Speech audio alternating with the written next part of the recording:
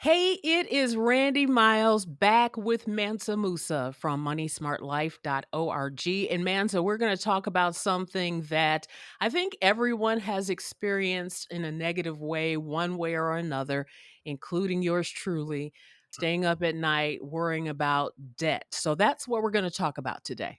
Yeah, we're talking about, home ownership and that type of thing. And Randy, this is a very exciting time for working class Americans. I mean, the economy is changing. I Mhm. think there's going to be more opportunities. Wages are definitely going up now, and there's pressure for those wages to increase in the future. But, it really doesn't matter how much money you have or get, it's Right. what you do with it that counts, There you go. right? So, what we've been about in all our time here on Take Control Tuesday is helping people achieve financial well being, a sense of where they're in control of their money Hmm. and money's not in control of their life. There So, you we have a saying, you either control your money or your money will Money control control you, you. or Yep. lack thereof, however e- you want to look at it, Exactly. right? Exactly. So let's talk about one of the things that impacts our life, our health, and our well being, as you said, is debt.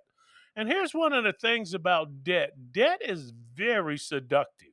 Hmm. I mean, in the fullest sense of that word, you kind of get drawn in and end up doing things that you hadn't planned on doing at the time, For sure. but because of situations, circumstances, and etc., you have given consent and participate fully in the activity.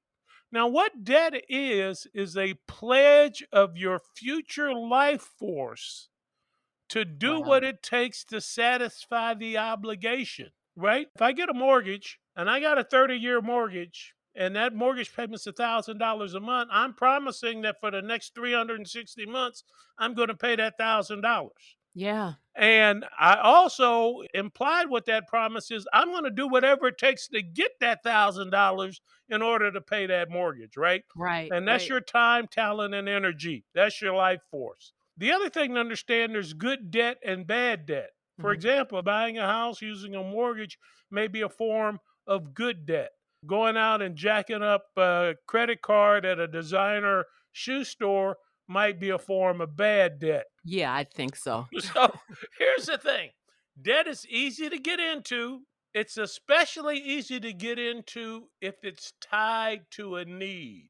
Yeah. If your car breaks down and you need to get a car, Right. which means you've got to go out here and get a car loan, right? Right. It's easy to get in debt. But here's the thing, I said tied to a need, not to a want. You need a car, you don't need an Escalade. Exactly. There's a Right. difference. And there's a huge difference in the payment of how much of your future life force are you promising to tie to this vehicle.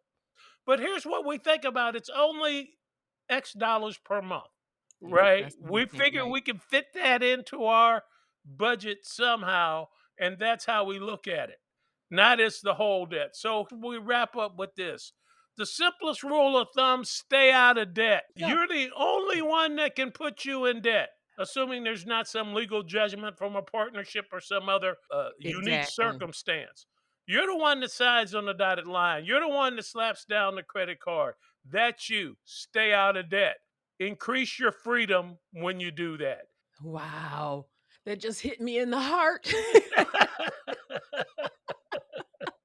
Mansa, you can find all of your information on moneysmartlife.org.